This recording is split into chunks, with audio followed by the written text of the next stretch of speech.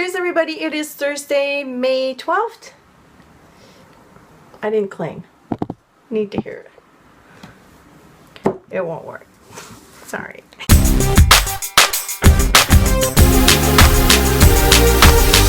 Right in my cup. I was supposed to vlog yesterday. That didn't happen. I had family matters to attend to, but I'm back today. I have one big topic that I want to talk to you about, and I'm going to start off with this just to get it out of the way. It's about my Society 6 store. You know that I have a store on Society 6, and last week I've had to take down 5 of my listings. The reason was that I was breaking the law, the copyrights law, as it turns out, which of course I was not aware of, otherwise I wouldn't have put them on there. But a comment on YouTube kind of like spurred, is that even a word? Kind of like got the ball rolling. It was a question that was addressed to me, and I thought, I better check.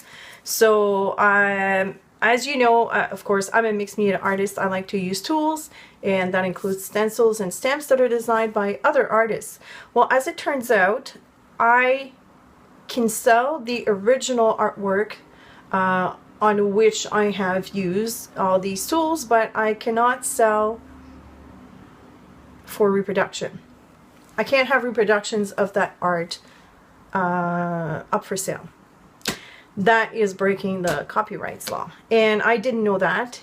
And so before it got any further, I needed to remove these items, and I managed to there were a few people that were inconvenienced by that, and I'm truly sorry, and I apologized.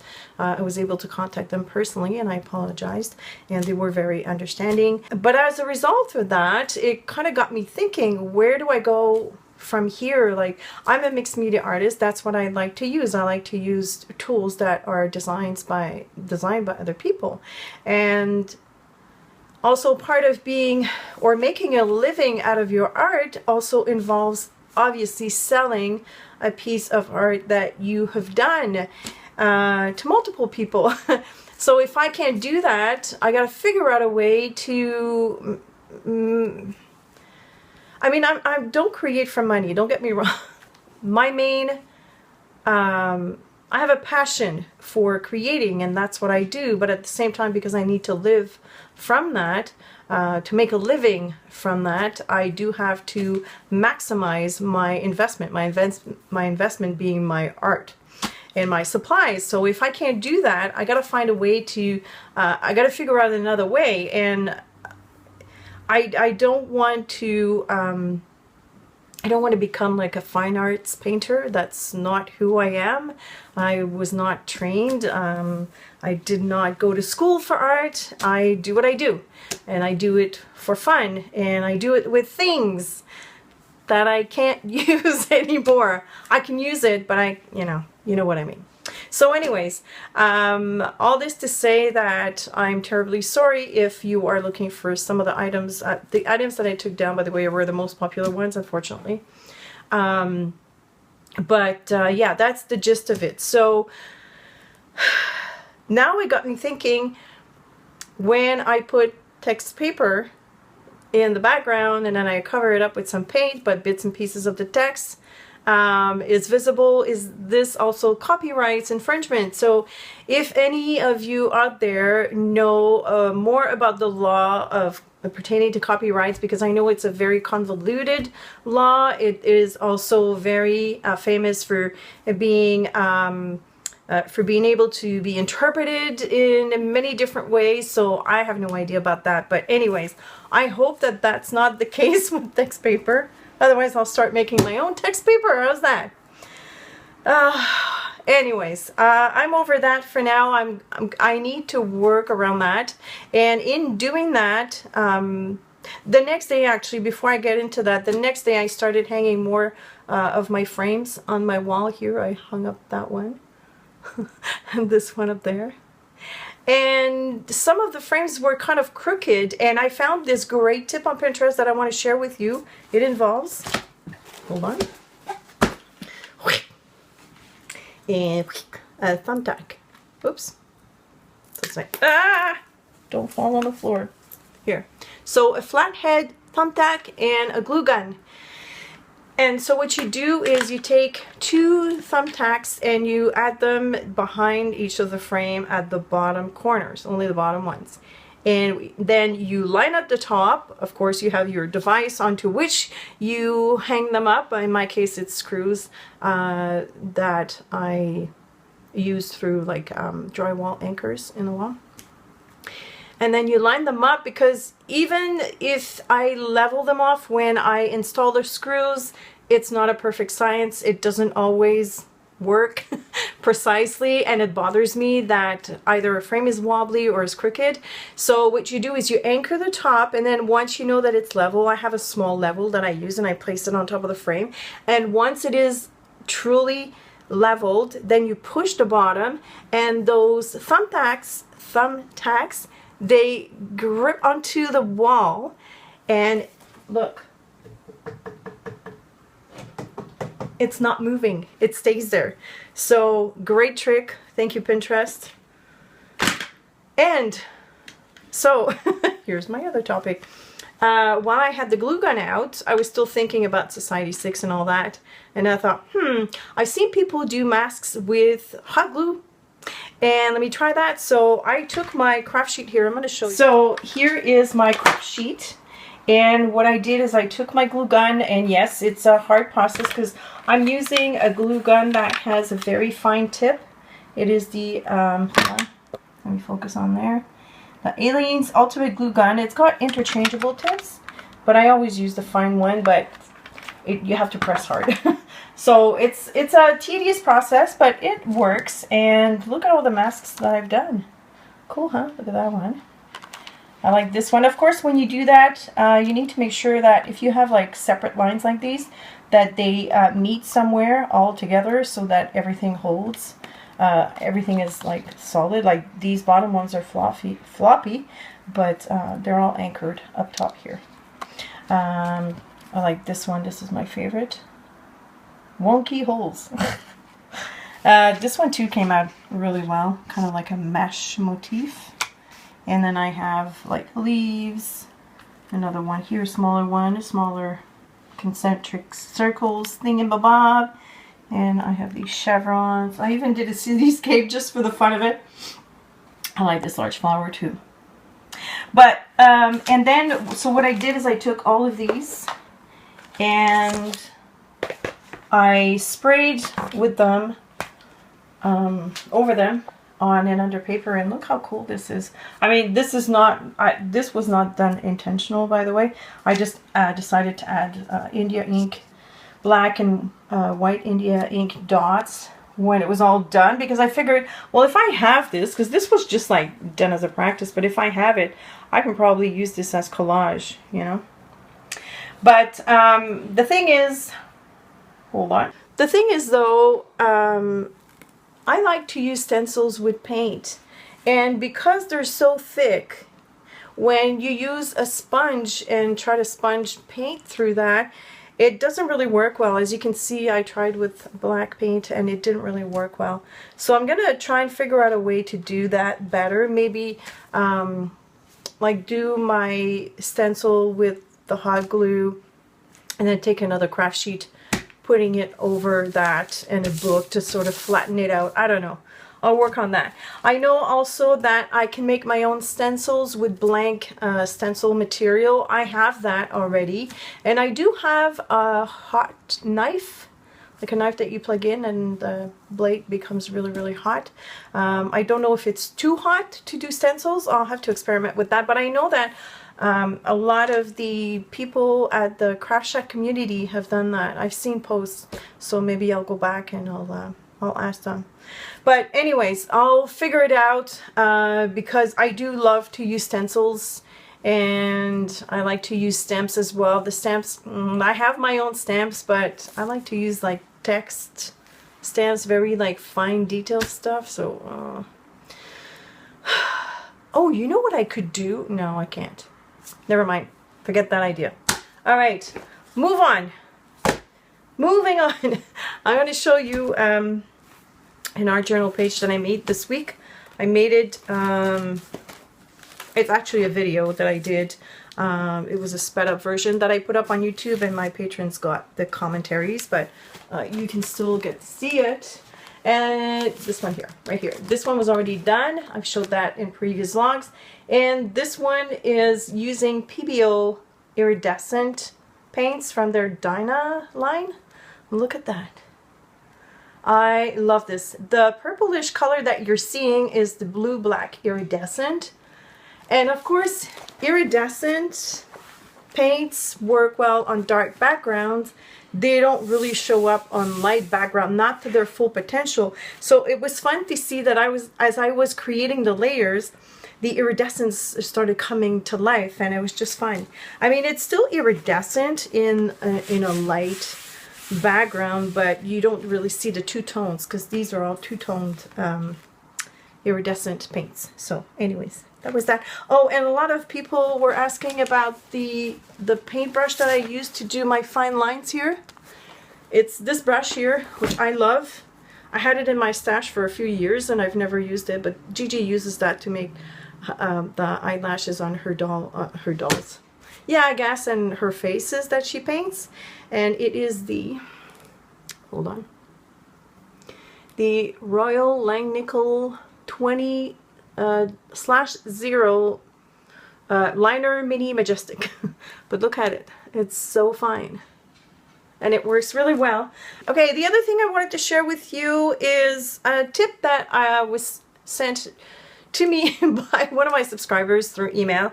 She writes to me from time to time and shares stuff, and she found a nice alternative to the Permaball Pilot pen, which a lot of you I know are upset because it's no longer being manufactured or being offered in North America, although there was another one, the multi-ball, that came out. But she said that she had found one that was even better, and I was able to find it at my local Staples store. It's called the Uniball Air. It looks like this. And I love the tip. It's kind of like encased in a plastic cone, and only the tip is visible, like the very tip of the tip. And it just glides. It glides so well. She tested it for permanency, and it is permanent when it's dry. She tested it over paint. I also have tested it, like I'm writing on my underpaper, and it writes, but it just glides so much better than the Permaball. Like, it doesn't scratch as much.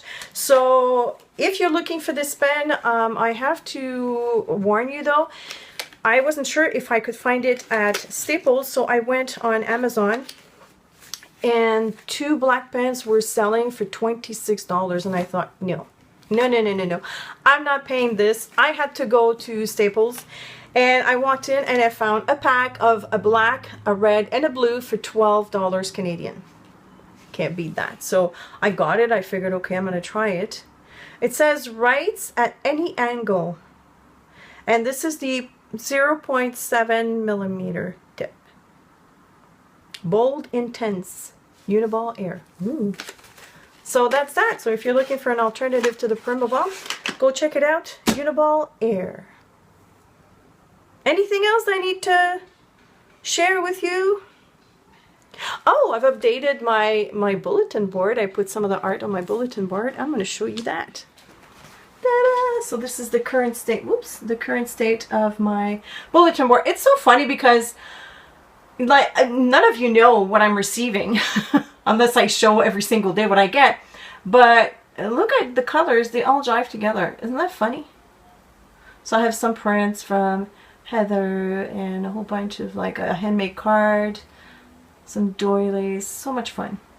So much fun. And then I have my 4 C's. Okay, so these 4 canvases, that was not done on purpose. I had just 3 up there, and I re-hung them so that I had 4, because I was looking at them and I'm like, you know what? They look like seasons. I have winter on the left, and then I have summer, and then fall. So I'm missing spring. So I had this 12 by 12 canvas that was in my stash, and I put it there. And I will do something with it. I will do spring before spring leaves us. Although, mind you, spring now, yeah. It's gone. We're into summer now. And this, my friend, oh, okay, sorry. One last thing. I promised you a video on my stamps inventory system. I'm going to show it to you here because it's very simple. There's no point in me making a separate video for this. So let me go grab my binder and, well, first of all, yeah, okay, hold on. Follow me, will you? So here is my bookcase. This is where I sit, by the way, right here. See my bench? My garbage can. Okay, so up on my wall here, I have this bookcase. And I got it at IKEA many years ago. I had this at the house as well, and it was full of stamps. So I've reduced the amount of stamps that I carry. And if you look at each of the DVD cases that I got from Stampin' Up, I've put a little sticker on them with numbers. So I have a couple of shells, this one, that one, and the other one. And in that box there, right there, this is the Just Right system, you know, with the wooden blocks that you kind of like clip the stamps on. And then I have some here, and then I have some Stampendous Stufftainer with the larger stamps, like the foam stamps and whatever doesn't fit in the DVD cases. Oh, and this is a binder, a 3-ring binder, and it's got my Tim Holtz stamps because they're on like plastic sheets. So I have this binder here, and this is the binder I'm going to talk to you about. So this is the binder that I use to reference each of my stamps.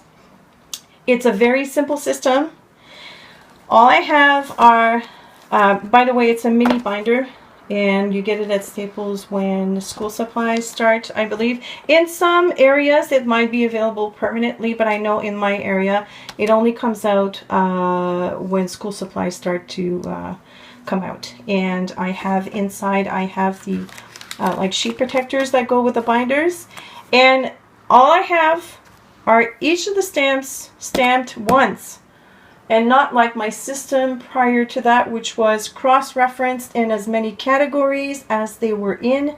Mind you, I had so many that it was worth doing that. But because my collection is reduced, then I could do like just a single stamping. And then I have it marked down here that this stamp set in particular is in case number 22. Then I go to my bookshelf. I grab the case number 22, I use it, stamp it, clean it, put it back, done.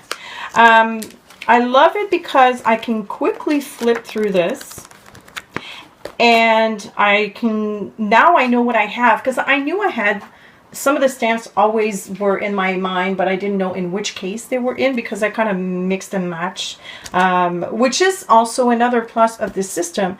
In each of the cases, I can have as many as 3 or 4 sets if they're small enough. It doesn't matter in which case. Some sets are broken because I forgot. So, you know, one image of the same set might be in one case and the other in the other case. It doesn't matter, because I have a picture of it and I have referenced it and I know exactly where it is. So very simple, fun to flip through. I like the plastic page protectors because it's easier to flip through as opposed to, you know, grabbing a sheet and going like this. And that's it. That's it. That is my very simple stamp inventory system. Quick and dirty. And yeah, oh, one more thing I wanted to show you. I did another page in my moleskin watercolor journal. I'm having a hard time today, forgive me guys. I did this page. I love how it turned out.